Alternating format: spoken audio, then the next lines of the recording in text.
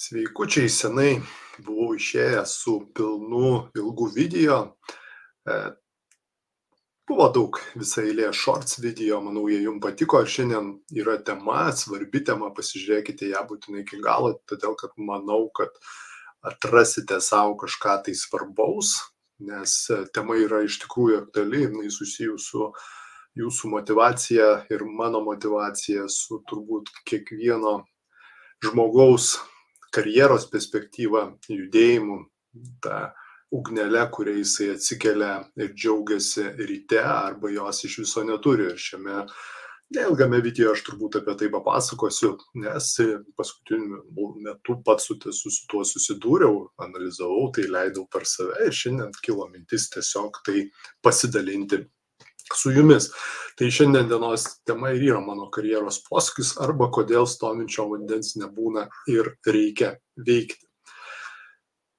Čia uždegsim tokį ženklelį, tai yra tiesiogiai susijęs su ta kompanija, su kuria aš pradėjau nesenai dirbti ir kuria besąlygiškai tikiu, turiu didžiulių perspektyvų karjeros joje, taip pat turėjo gausti ir jūs pasiūlymą be abejo, bet apie tai šiek tiek vėliau.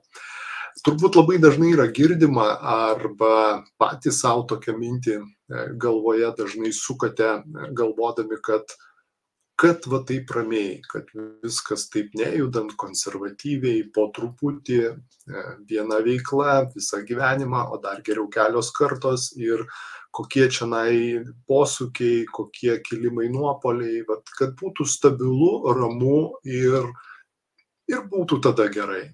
Kai tik tai kažkokie tai iššūkis didesnis, mažesnis, kai tik tai kažkoks tai posūkis aštresnis, mes manome, kad čia tiesiog kažkas, ko mums tikrai nereikia ir kad tai apskritai to stengiamės vengti ir čia yra didžiausia klaida.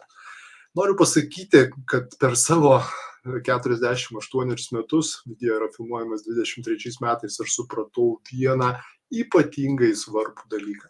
Bet kokioje situacijoje, nesvarbu kokia jinai baigtis arba kokia pradžios būtų, mes visada išeiname kaip išlošę, kiekvienas iš jūsų, nes vienu atveju mes gauname rezultatą, tai yra rezultatas, tai yra, nežinau, tai yra karjera, tai yra apčiuopiamas kažkoks piniginis, dar kažkoks rezultatas ir be abejo tai yra iškart motyvuoja, mes tuo džiaugiamės, tačiau mes labai dažnai nebesidžiaugiam, nebeįvertinam, dar kažkaip tai kitaip nurašome visai, tai yra, kai gauname kitų atvejų ir tai yra kur kas svarbiau negu rezultatas, tai yra patirtis. Patirtis augina žmogų, problemos augimo, problemų sprendimas augina žmogų ir tai yra kur kas svarbiau negu rezultatas. Tai yra bet kurioje situacijoje, aš sakau, tai yra ypatingai svarbu, mes gauname rezultatą arba gauname patirtį. Tiek vienu, tiek kitų atveju mes išeiname į pliusą.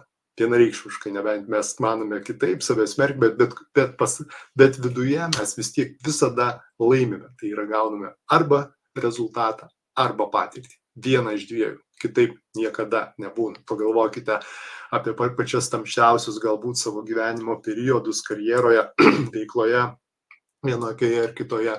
Bet kokia turbūt kitoje srityje ir jūs vis tiek tenai rasite vieną iš dviejų, arba rezultatą, arba patirtį. Arba patirtis vėliau neišvengiamai vis tiek virsta visada į rezultatą. Tai yra ypatingai svarbu, pats tą visada atsimenu, siūlau jums tai visada atsiminti. Kitu atveju, mėgstu sakyti, jeigu jūs norite ramybės, jūs norite tiesiog stabiliai visko, nieko, tai mėgstu pateikti tokį pasiūlymą tokiam žmogui, sakau, tai tu savo svetainėje pasistatyk karstą ir pradėk pratintis prie jo. Ir viskas. Ir bus ramu. Tai ramiai atsigulk, ramiai vėliau gali dangtį užsidėti ir būk ramus tada. Skamba labai makabriškai ir sarkastiškai galbūt, bet tiesiog stovinčio vandens gamtoje neegzistuoja. Mūsų gyvenimas, mūsų veikla, bet kuri tai kaip eskalatorius, kuris šiek tiek juda žemyn. Jeigu mes tik tai sustojam arba nepakankamai greitai judam į priekį, jeigu mes kažkiek judam, mes geriausiu atveju stovime vietoje, jeigu nejudam pakankamai greitai, jeigu mes stovime, mes važiuojame žemyn ir taip yra. Todėl kiekvienoje veikloje visada reikia mokytis, tobulėti ir žiūrėti galimybių, kurias galime savo atrasti tam, kad augtumėme. Priešingu atveju mes važiuosime žemyn ir jeigu mes nepasinaudosime tokiomis galimybėmis, kurias mes pamatome, kurias mes išgirstame ir atrandame, tai padarysime didžiulę žalą savo ir savo aplinkai, kur kas didesnę žalą, negu galite savo įsivaizduoti. Tai yra, jūs prarasite motyvaciją, prarasite norą ryte keltis, prarasite norą ugnelę akyse, prarasite daug ką. Taip nutiko ir mano atveju, tik aš šią taisyklę žinau, aš dirbau su tiesioginiais pardavimais vienoje kompanijoje ir visai nesenai aš atradau stebėdamas rinką, o rinką aš stebiu pastoviai, tiesioginių pardavimų rinką aš stebiu kiekvieną kaskart ir žiūrau dėl to, kad esu verslo žmogus. O kas yra verslas? Verslas visada yra skaičiai. Ir tuo metu, kai visos kompanijos tiesiog važiavo žemyn ir keli metai važiuoja žemyn, aš pastebėjau, kad viena kompanija, va dabar noriu pasidalinti lentelę, panaikinsiu šitą, tai yra visa tiesioginių pardavimų rinka važiuoja žemyn, mes matome dešimtis, išskyrus EXP Realty, tai yra nekilnojamo turto tiesioginių pardavimų kompanija Amerikoje, Lietuvoje dėja jos nebus.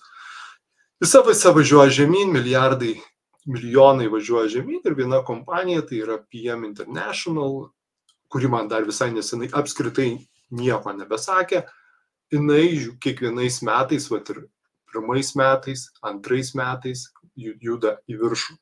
Man tai paliko didžiulį susidomėjimą, man tikrai ta kompanija nieko nesakė iki tol ir aš pradėjau žiūrėti, kas čia yra, kodėl taip yra, analizuoti ir gilintis.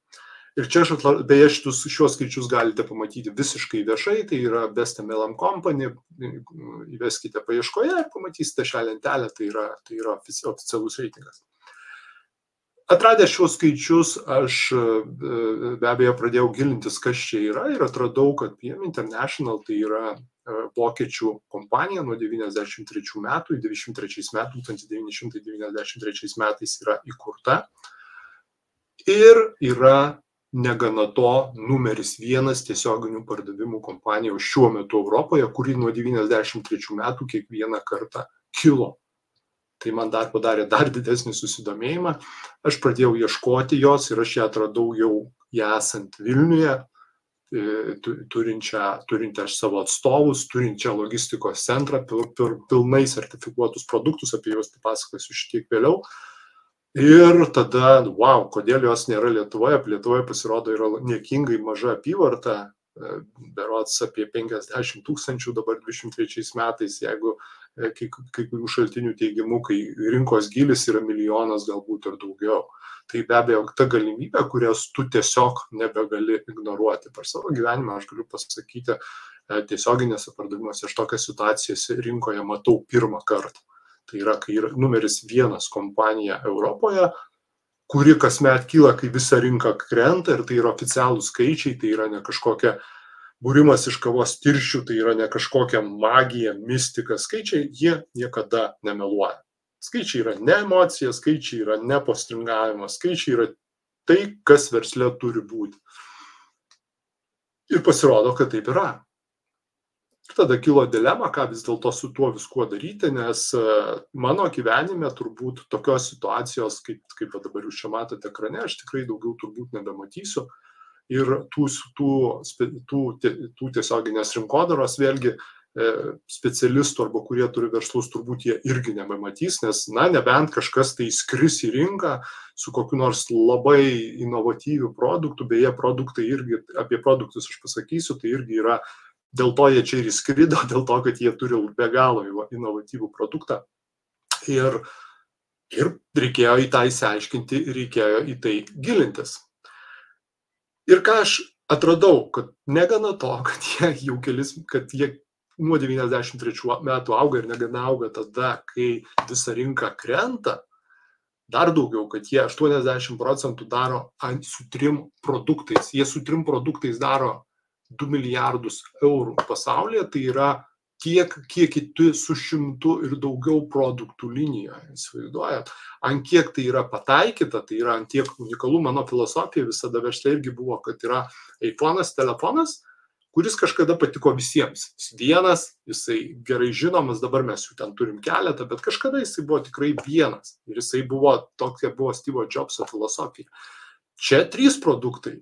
Ir tai yra didžiulė apyvarta su 3 produktais. Ir tada aš galvoju, apskritai reikia, kodėl, kas tai pastumėjo, kas vartotojas stumia, reiškia, ir daro tokias apyvartas. Ir čia pasirodo, kad tai yra NTC kompanija, vokiška kompanija, vokiečiai, kurie turi bene geriausius turbūt universitetus Europoje, geriausią mediciną Europoje, tai yra faktas. Ir turbūt ne tik Europoje, gal vieną geriausių medicinų vokiško pasaulyje turi Vokietija. Ir jie čia Europos zondinio maitinimo gamykloje geriausioje vėlgi Europoje gamina šiuos maisto papildus. Tai yra maisto papildas šiuolaikiniam žmogui. Dėmesio, tai yra labai svarbu, kodėl, ir jūs suprasite, kodėl su 3 produktais yra galima tokia didžiulė apyvarta, kur kitos kompanijos daro su 100 produktų. Tai yra tuo, kad šie produktai pagaminti remiantis patentuotą NTC technologiją, kuris skamba, aš mokslinių terminų dabar netaikysiu, aš pasakysiu labai paprastai. Jie tau žmogui duoda ten, kur reikia, kada reikia, kiek reikia ir tai daro greitai. Kada reikia, kiek reikia, kur reikia ir daro greitai. Be to yra visiškai saugus, nes yra pilnai sertifikuoti ir 21 metus kompanija dirbo tik Vokietijos, tai yra vokiškai kalbančių šalių rinkoje, kurioje ypatingai skrupulingai žiūrima, į ką į save dedi ir kokiu būdu dedi, kiek dedi ir taip toliau ir panašiai. Tai yra ypatingai konservatyvios rinkos. Tai yra Liuksemburgas, Vokietija, Šveicarija, Austrija, kur žmonės labai skrupulingai žiūri į tai, ką jie vartoja. Tai 20 didesnę dalį savo karjeros jie dirbo ten, vėliau pradėjo plėstis į skandinavų rinką, kuri ne ką mažiau reiklesnė yra. Ir dabar ateina pas mus ir klausimas, ką mes su ta informacija darysim ir ar ją naudosim. Išbandžiau produktą, iš tiesų mano atveju tai yra įspūdingas poveikis, greitai, praktiškai per kelias dienas tu jauti aš jaučiau kitą tonusą, čia mano asmeninė patirtis, tai yra aš jaučiau kitą tonusą, bet negana to yra 2 rytiniai, tai yra 2 gėrimai, tai nėra sauja piliulių, tai yra vėlgi labai svarbu, tai nėra sauja piliulių ar tablečių, tai yra vienas gėrimas ryte, vienas gėrimas vakare, vienas tave užkrauna visai dienai, kitas tau duoda nerealiai gilų miegą ir tai vėlgi yra tos NTC technologijos pagalba, kur tu tiesiog įkrenti į gilų miegą ir aš taip nebegau jau daug metų kaip to Restorate šiuo atveju antro gėrimo, vakarinio gėrimo pagalba.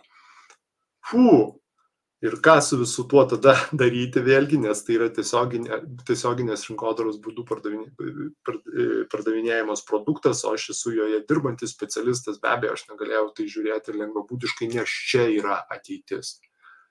Ateitis visos maisto papildų pramonės, be kurios jau mes tikrai šiuolaikinis žmogus negalime gyventi, yra būtent čia. Tai yra greitai, skanu, tada reikia, kur reikia ir kiek reikia, ir nedaugiau, ir saugu. Vat to reikėjo visada, daug metų keista, kad kiti praleido šią kompaniją, konkurentai praleido šitokį davė greitą į priekį, nes aš kai kurių šaltinių teigimų radau, kad kompanija lenkia visą rinką apie 15 metų. Jie turi savo internetinę bankininkystę, tai yra tu pradėjęs dirbti, gauni kortelę, gauni banką, ne banką, bet toks kaip mokėjimo sistema, kur tu iš karto gauni komisinius, tu gauni stiprią mokymų sistemą, mūsų komanda irgi turi stiprią mokymų sistemą, tu gauni visą paketą, tai ko reikia, be abejo atsiskaitimų ir planas yra irgi vokiškai padarytas, tai yra 100 metų ištvirtintas, įsivaizduot, 100 metų kompanija negali keisti to, kaip jie mokės komisinius, tai yra kokį mokės atlyginimą savo partneriam. Tokio aš nemačiau nei vienoje kompanijoje. Tai yra grinai vokiškas požiūris su vokiškos kokybės produktų. Ir aš be abejo negalėjau į tai pasižiūrėti pro pirštus. Aš padariau savo karjeroje posūkį, nes tokios galimybės, kaip sakiau, mano gyvenime turbūt daugiau nebebus. Klausimas, ką daryti su šia informacija jums. Galime be abejo pasižiūrėti pro pirštus, galima plaukti tiesiog žemyn upe ir nieko nebedaryti. Galima sakyti, kad jisai nenuorama, kad jisai ir taip gyvenime, na, tiesiog antiek yra neramus, kad turbūt iš neturėjimo ką veikti. Tačiau ir vieną dieną jūs nepagalvosite ir nepradėsite skūstis, kad tiesiog metai bėga ir jūs plaukiate tiesiog žemyn upe, o nuotaikos ir motyvacijos taip nebebus. Taigi pagalvokite apie tai, nes stovinčio vandens, kaip sakiau, nebūna. Jeigu norite ramybės, tai reikia jau atsinešti turbūt į svetainę, pasistatyti gramą ir jame bandyti gulėti. Nes eskalatorius po truputį juda žemyn. O jeigu norite išgirsti apie mano naują karjeros posūkį asmeniškai iš manęs ir gauti mentorystę šiame versle, nes aš jau turiu tikrai neblogus rezultatus, po šio video yra nuoroda į mano asmeninį kalendorių, pasirinkite jums tinkamą laiką, ten yra laisvas mano laikas užžymėtas, kuriuo aš galėčiau su jumis pakalbėti. Na ir aš jums parodysiu, kas yra tam triušio urve. Taigi tiek šiandien, buvo labai malonu po ilgo laiko užrašyti šį ilgą, o ne shorts video. Karjeros jums jūsų visuose pradžiose svarbu nestovėti vietoje, nes tada tu negali skųstis, kad kažkas vyksta, bet tu tame nedalyvauji. Sėkmės.